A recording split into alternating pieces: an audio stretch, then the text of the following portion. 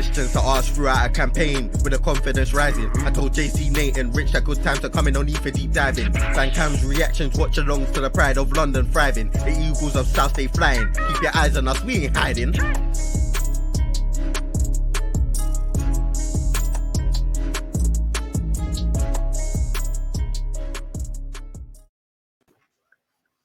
Yo, big up everyone.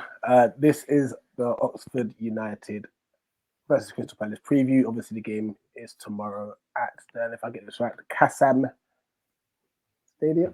Stadium, yeah. 7:45 kickoff. It's a Carabao Cup, League Cup, second round tie. And we're back. Cup football is back for Crystal Palace. Obviously, we're aiming to do better than last season because we all know what happened. We lost 1-0 to eventually relegated Watford, but you understand we had to give them a head start because we beat them both in the league. We had to double over them in the league, and that's all that matters. But obviously, Rich, we're here to talk about this cup tie. We did a live reaction to the draw, and the three of us were very happy with the draw. But before we do that, I'll let you get back to the introductions. My apologies. You done it. It's all good. It's all good. But either way, listen, we're good. We're feeling confident about this tournament, the way we've been playing, and it links in beautifully into this first topic. Now, Patrick Vieira has come out, and he said that listen, all the boys want to play, so we're going to field a strong side. You know, obviously. Wait! Stop the press for a second. Crystal Palace are not going to field a weakened side in the Carabao. Does not compute. This is it. I was generally just going to ask you, what's your thoughts on that? Because I'm just like, oh, this is different. No, I'm happy to hear that because I think one massive drawback for a number of managers we've had, not just Roy, not just Allardyce, is that they've kind of used the League Cup as a testing ground for, right, who's in my plans, who's not in my plans. Whereas I would look at the League Cup as, it's not got the glamour of the FA Cup. The prize at the end of it is not as glamorous as the FA Cup. If you win the FA Cup, you get Europa League football. If you win the Carabao Cup, I believe you get UEFA Conference League football. So you still get European football. It's just not Europa League football. It's the league underneath the Europa League. But this is a good trophy to win because bear in mind, if it's our first trophy and we're alive to see it, you're not going to care about, we've only won a League Cup. I don't care if I'd rather win that than a full Members' Cup. We're clutching to that like it's still a major trophy. So, to hear Vieira's taking the game seriously and all the players want to be involved in some capacity, that shows that they want to put a lot of the mistakes we made in this competition last season behind them because Mateta missed sitter after sitter. Yeah. And this is before Mateta had his revival to become a player that now, even going back as far as the weekend, we wouldn't have seen that Mateta this time last season. We were all thinking, this guy's proper dead food. Yeah. But having said that, he had a miraculous turnaround, I think, ironically, in another cup game against our friends up in Bermondsey. And after that, we were like, okay, do you know what? His first goal was against Brighton. He scored a pivotal goal against Millwall. This kid might just have something. So let's not be too hasty here, Palace fans. But he won us round the right way. You can't get any better than that. Scoring again. I mean, if you're going to score a winning goal at the Den, you kick the corner flag, you get Millwall fans being proper Millwall fans. You've done something right. But no, to hear that scoring against Brighton, and then after that scoring against Watford, you're just thinking, we just need Charlton. We just need Charlton for the full house. I mean, playing Charlton, like we've given them, their best player plays for us. So, I don't really want to be doing them any more favor by giving them their cup final. We've already beaten them in the competition a few years ago. So, like playing Charlton now, it would just be like, hey, it's a training game. No, obviously, games like that, you can't really be that arrogant because we know they're going to be up for it if we were to play Charlton. But last time we played them, I remember then we smacked them 4-1. And I'm fairly certain, I think even Fraser Campbell scored, if I remember correctly. That just shows you how bad they have become. What was it they were singing to us? And we sent the Palace down? Well, who that is laughing now? But we move on to Oxford United. Obviously, they are in League One, I believe. Yeah.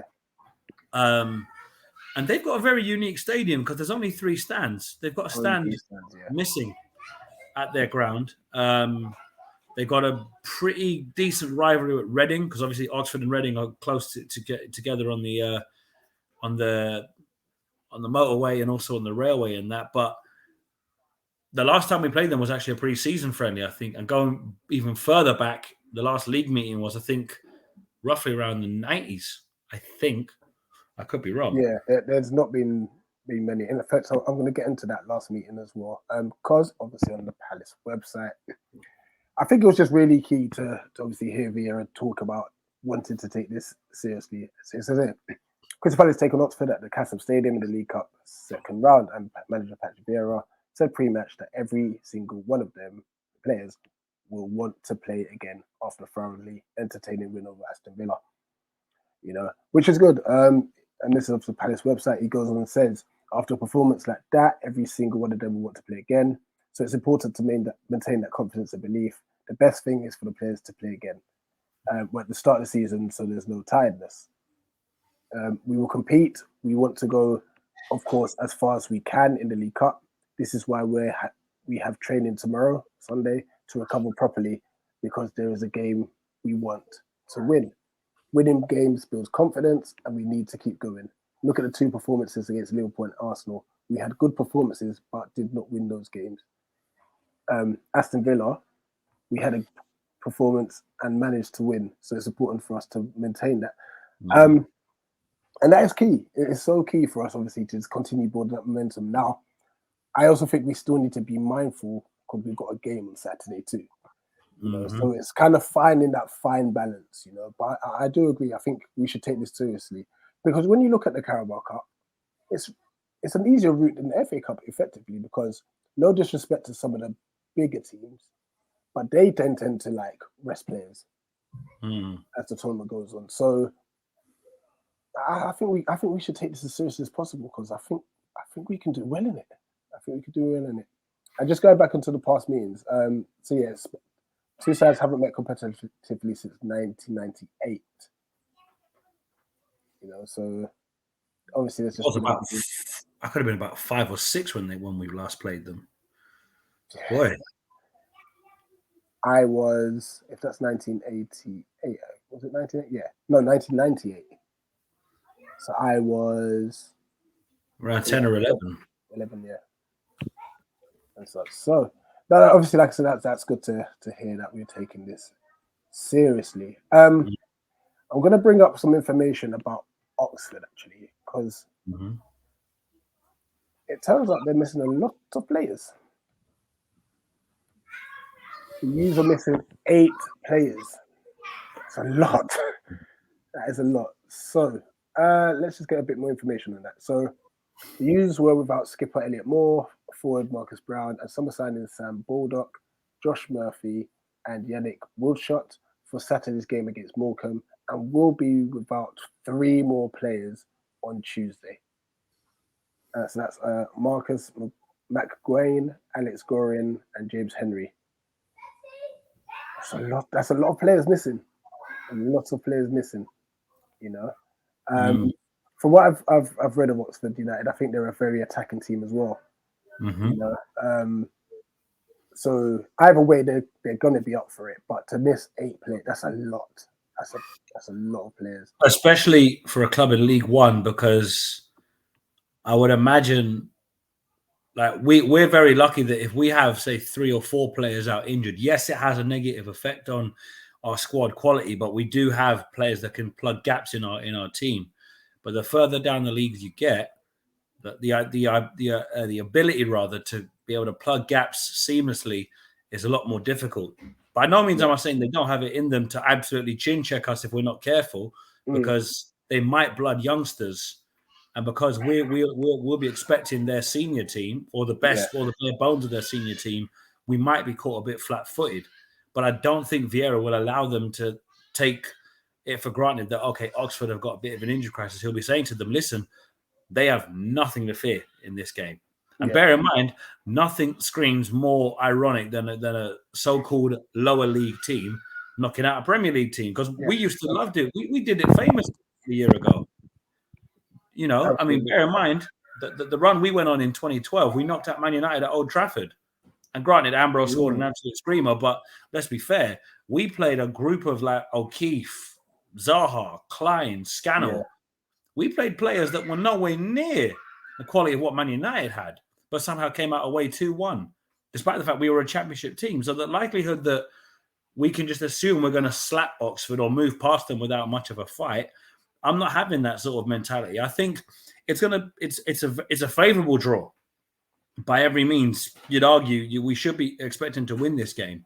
Yeah. But I remember famously, we would have looked at, let's say we drew, I don't know, Charlton, right? Local derby, a lot more on the line. So it has to be a must-win game. This is a winnable game and a game you're expecting us to win in, but we know for a fact if we're not on job, we can get punished because we've seen this with Colchester United. We saw it with another team in the lower leagues knocked us out a few years ago. I wasn't too happy about that. Derby? That was FA Cup, I believe. I'm talking Carabao. It was Colchester under Roy. It wasn't. Who did we lose to in penalties? Bournemouth. There you go. So you see what I'm saying? We would have looked at playing lower league opposition. I think Colchester at the time were a League 2 club and they knocked us out. So do you know what I mean? You can't even look at where they are in League 1 and say, oh, they're rubbish, we'll beat them. It's like, no. Doesn't matter where they are in the league. The cup is a totally different kettle of fish. And Carl Robinson would love nothing more than to get a mark on Patrick Vieira because it will give him a bit of a boost, knowing that he's able to go toe-to-toe with a Premier League level manager. So with this injury crisis, right, it's horrible for them as a club because it's a nightmare to contend with losing 8 players. It's bad enough when you lose 3, but to lose 8, that's a lot. That's crazy. But I don't mean to sound crass here because you never like to hear players get injured, but it's a good time for us to play them. But it could also prove to be a bad time to play them because they could blood youngsters. And let's be fair, you can't predict what youngsters are going to do because they're inexperienced and they're playing against Premier League players. They want to prove that, I should be playing Premier League ball. So absolutely, and there's a sense of fearlessness with them as well. And you can't anticipate that no matter how much you train for it, no matter how much you say, listen, this guy loves to get an out-swinging corner into the box. This guy loves an in-swinging free kick. You've never seen the kid play before, so you're like, yo, we have no data on this guy. What's he going to do? So you're just hoping to God that we're switched on in defensive situations like set pieces, corners, you name it. But that injury crisis is crazy. And listen, we hope that it's not too severe for them for the remainder of the season. But for tomorrow, just keep those 8 players out. Just give them an ice pack. Let them sit and watch the game. We just hope the injuries aren't too severe. We'd never wish injury on any opposition player, for the record. We hope that they recover shortly. But and just here's a few quotes from Carl Robinson himself. He said, "It is what it is." He said, "It's part of football. Obviously, having players injured doesn't make us any stronger, but our attitude, determination, and positivity won't change. The players are giving everything, and we've been dominating games, just not taking our chances of putting the ball away at vital moments." Sounds a bit similar to us. I heard that before somewhere, I believe. And then when the opposition go down the other end, the ball goes in. You find yourselves in these moments. And because it is at the start of the season, it looks a lot worse. We have Palace tomorrow and Cheltenham on Saturday. We don't want to go into those games with 8 players out. But if we do, then we're good as a club at reacting when things go against us. That's an Oxford United trait. We know tomorrow will be one of the most difficult games of the season. And what we have out injured is extraordinary. But you can only play the cards you're dealt with. Play the cards you're dealt, and you have to find a way of making it work for you. It may give young players an opportunity, which we discussed. It may give players who have been out of favour the chance to show they should be involved. But we will all look at it as an opportunity to do our best to get into the next round, and you can't ask for more than that. And he's literally said absolutely everything we've discussed. It's an opportunity for the youth. Players who are on the fringes get a chance, and they're going to be up for it. So, we'll move on quickly to so what we did is we all created what we would want our starting 11 to be. What we would like our starting 11 to be.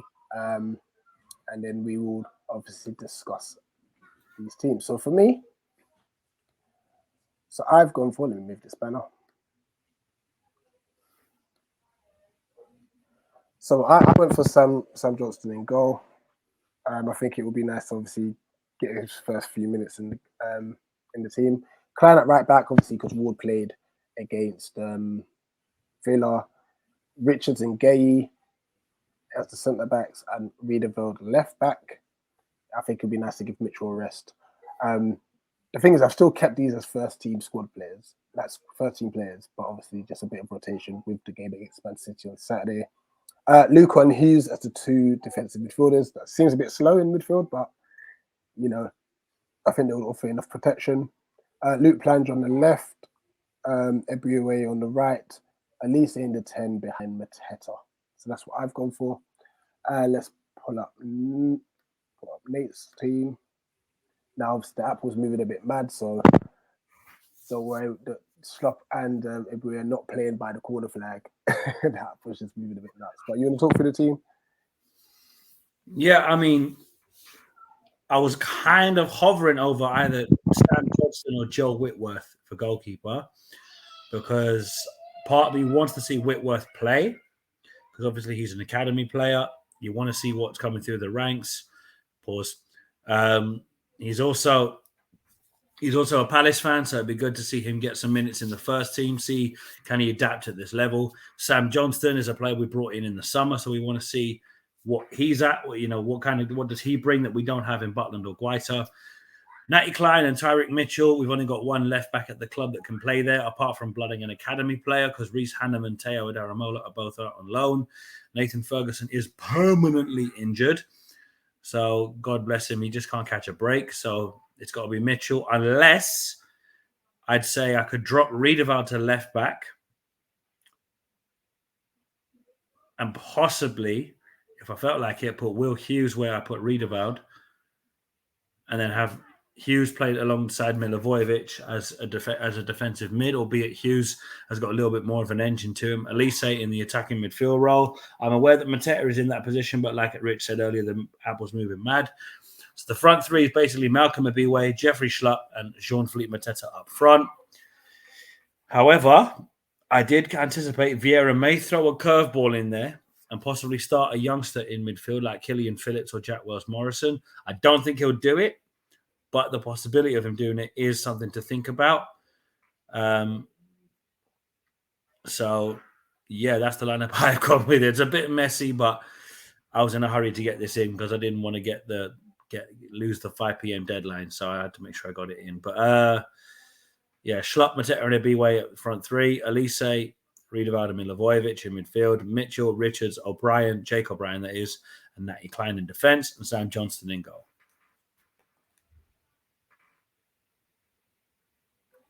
Right, and lastly, JC's gone for Johnson in goal, Klein, O'Brien, Richards as a centre back, Mitchell left back, Riedewald, Hughes, and Luca as a midfield three, Ebrioué, Plange, and Elise up front. Actually, no, I quite like that front three, you know. That's pure pace. So yeah. I'll say go on. No, I was just going to say it's pure pace, but it's you know what? It's actually a very brave front three, because it will be good to see what Plange and Abiwe can do together, as opposed Abiwe. Sorry, let's get it because we saw the pronunciations. Abiwe. Be good to see what they can do together. They played at Derby, so we want to see what they can do for us. But yeah, it's good. Should be interesting. Should be interesting to see how they fare. But I don't know, because like you just moved to the score predictions. See, I don't want to get too cocky, because that can get really, really, really awkward if we come back to these and you see, oh, yeah, I think you got a little bit too ahead of yourself, mate. However, I don't want to give Oxford too much credit. I think they're going to be as tough an opponent as some of the bigger teams that are going to be in this competition. But let's get into the score predictions and we can wrap this up, Rich. I'm gonna go 3-1 Palace. I think Oxford will do well, actually. I think they'll play well. I think they'll be vibrant. I think they'll have lots of energy.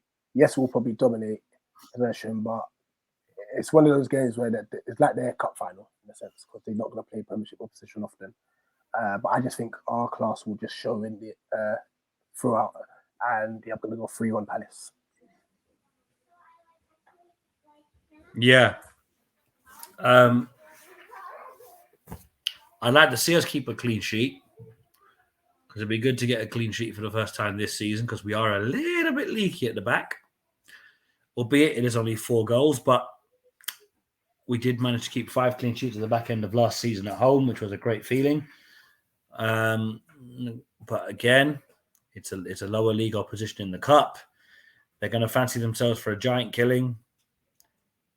I'm saying, yeah, I'm going to agree with you on 3-1. I think we should win 3-1, but it's not going to be a comfortable 3-1. It's going to be one of those, oh, here we go again. We might be about to fudge it, and then we just about push over the line and get the win. But it should be an interesting game tomorrow. It should be an interesting game. I'm absolutely looking forward to it. So yeah, that's a quick Oxford preview, guys. Please chuck in the comment section your thoughts on what we've said, we've discussed, your thoughts on the lineup you will start, even chuck in your score predictions and such. And myself and JC will actually be down there and stuff. And I know JC's looking to do a vlog on it, so look out for that in the upcoming days. But apart from that, this has been your Palace versus Oxford United preview.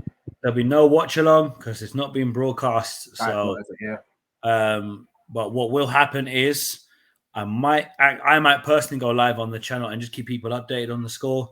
So I might just stay on stream and people can interact with me and stuff. I'll talk to Rich about it behind the scenes. Yeah. But we're aiming to have a few more games like Saturday where all of us meet up and have a chat. But obviously, nothing else to say, really.